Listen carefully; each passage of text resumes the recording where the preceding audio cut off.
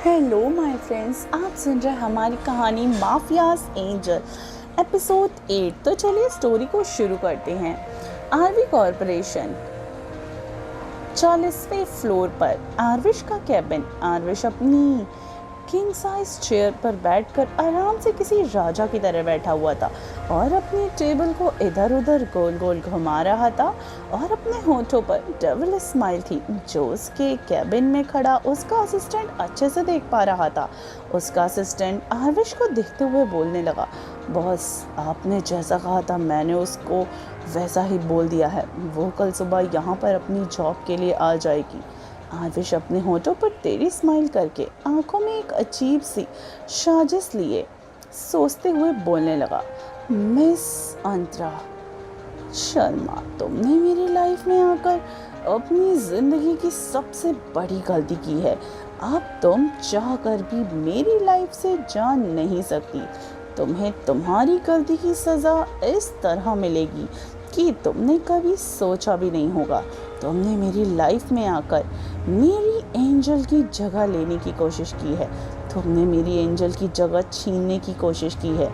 इसकी सज़ा तो आसान रहेगी ही नहीं, गलती की सज़ा इस तरह मिलेगी कि तुमने कभी सोचा भी नहीं होगा। तुमने मेरी लाइफ में आकर मेरी एंजल की जगह लेने की कोशिश की है। तुमने मेरी एंजल की जगह छीनने की कोशिश की है। इसकी सज़ा तो आसान रहेगी ही नहीं। Welcome to devil's hell, miss Antara. Welcome to devil's hell, miss Antara. Aarvish का असिस्टेंट आरविश को इस तरह डेविली स्माइल करते हुए देखकर सोचने लगता है, गॉड, मिस अंतरा, तुमने बॉस की नज़रों में आकर अपनी ज़िंदगी की सबसे बड़ी गलती कर दी है। अब तो गॉड भी तुम्हें नहीं बचा सकते। दूसरे दिन मॉर्निंग में अंतरा के घर में आज अंतरा बहुत ज़्यादा खुश थी क्योंकि उसको आरवी कंपनी में एक अच्छी जॉब जो मिल गई थी जो इतनी आसानी से किसी को नहीं मिलती। अंतरा के दिमाग में बस यही बात खटकी, पर वह ज़्यादा ना सोचते हुए उसकी जॉब यानी उसको जो जॉब मिल गई थी इसकी खुशी मनाने लगी। आज अंतरा सुबह जल्दी उठकर राधा कृष्ण के मंदिर में जाकर आरती की और कान्हा को धन्यवाद बोलकर, क्योंकि आज उसको इतनी बड़ी कंपनी में एक अच्छी जॉब जो मिली थी। अंतरा मंदिर से हाथ जोड़ने लगी और कहती है, थैंक यू कान्हा जी, आपने हमें आज इतनी बड़ी कंपनी में जॉब दिलवा दिया। अब हम राजू की स्टडी अच्छे से करवा पाएंगे। आपको बहुत बहुत धन्यवाद। और अंतरा मंदिर से प्रसाद लेकर घर आ गई। जल्दी से किचन में आकर खुद के लिए ब्रेकफास्ट बनाने लगी और ब्रेकफास्ट बनाकर वह अचानक उसकी नज़र घड़ी पर गई तो वो चौंक गई क्योंकि अभी घड़ी में 9 बज रहे थे और उसको ऑफिस 10 बजे तक पहुंचना था।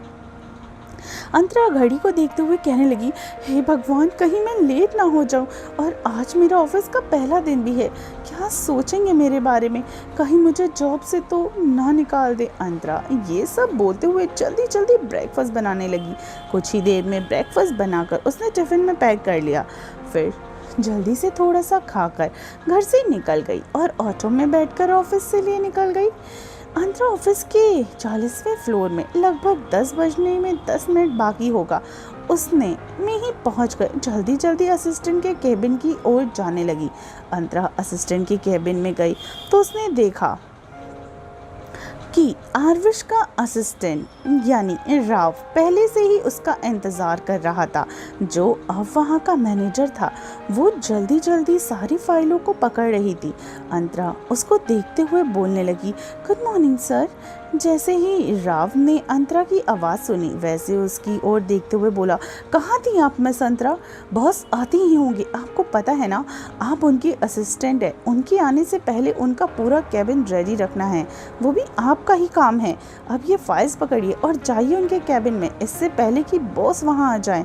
अंतरा राव की बात सुनकर जल्दी से सॉरी बोलते हुए ही वहाँ से फाइल पकड़ के आरविश के कैबिन में चली गई और सारे सामान को रेडी करके ध्यान से कैबिन को देखने लगी, क्योंकि पूरा कैबिन वाइट कलर का ही था। दिखने में टेबल, कुर्सी, सोफे, फ्लावर वास सब कुछ वाइट। ऐसा लग रहा था जैसे वहाँ रहने वाले इंसान को सफ़ेद रंग को ज़्यादा ही पसंद हो या रंगों से कुछ ज़्यादा ही परहेज। अंतरा पूरे कैबिन को देखते हुए सोचने लगी, क्या इनको रंग पसंद नहीं जो इनका पूरा कैबिन वाइट है। इनफैक्ट इनका तो पूरा ऑफिस ब्लैक एंड वाइट के सिवा कुछ दिखता भी नहीं है। कैसे इंसान है ये जिनको ब्लैक एंड वाइट में रहना पसंद है। अंतरा ये सब सोच ही रही थी और इन सब बातों को झटक कर फाइल को देखने लगी। तभी कैबिन का दरवाजा खोला और Aarvish black and white three piece suit में कैबिन के अंदर चला आया।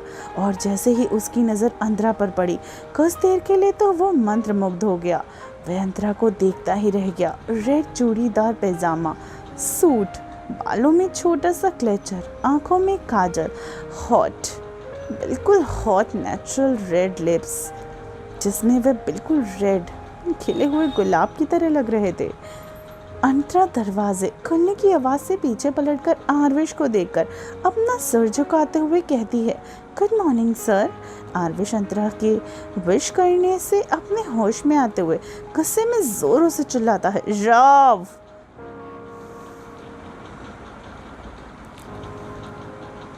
राव आरविश की आवाज़ सुनकर एक ही सेकंड में शक्तिमान की तरह वहाँ पे प्रकट हो गया और बहुत ज़्यादा कांप रहा था और हाँफ भी रहा था, जिससे पता चल रहा था कि वह भागते हुए आया है। राव आरविश को देखते हुए खुद की सांसों को कंट्रोल करते हुए सीधा खड़ा होकर कहने लगा, गुड मॉर्निंग सर।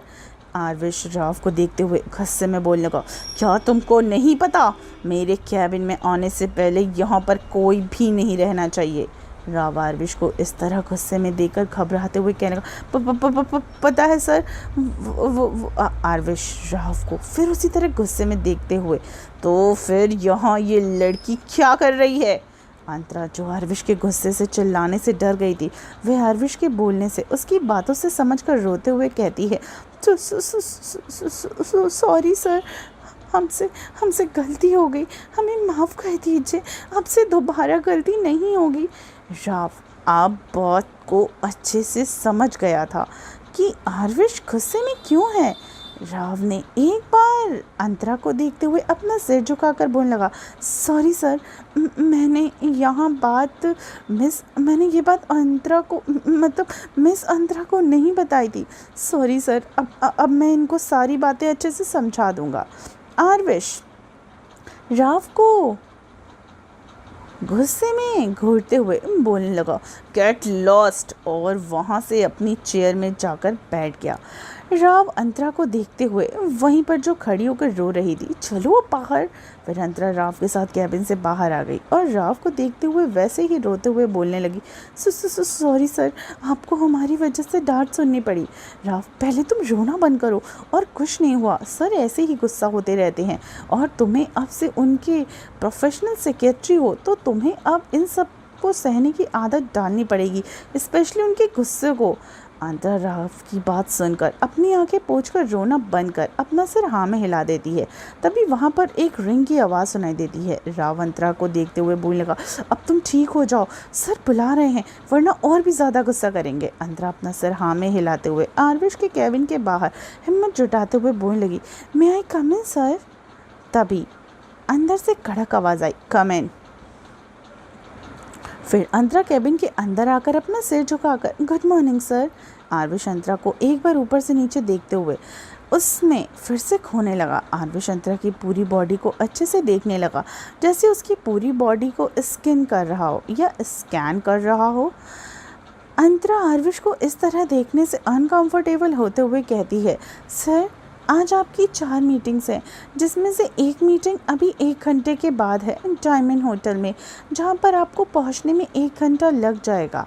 आरविश अंतरा को वैसे ही अपनी नज़रों से देखते हुए अपनी चेयर से खड़े होकर उसके पास आते हुए बिल्कुल उसके सामने खड़े होकर उसको देखने लगा। वहीं अंतरा डर कर अपनी आंखें बंद कर लेती है। आरविश टेढ़ी स्माइल करते हुए, चलो फिर वह सीधा कैबिन से बाहर निकलने लगा। जब अंतरा को आभास हुआ कि आरविश उसके पास नहीं है तो वो झट से अपनी आंखें खोलकर पूरे कैबिन को देखते हुए आरविश के पीछे जाने लगी। फिर दोनों जाकर आरविश के प्राइवेट लिफ्ट में खड़े हो गए, जहाँ पर अंतरा अपना सिर झुकाए एक कोने में खड़ी थी। तो आरविश डेविल स्माइल करते हुए अंतरा के पैरों के लेकर एक नाखून से लेकर सर के बाल तक जुनून से भरी नज़रों से देखने लगा। अंतरा के गोरे पैर, जहाँ पर उंगलियों के नाखूनों पे रेड कलर की नेल पेंट लगी हुई थी, जिसको और भी ज़्यादा खूबसूरत बना रही थी।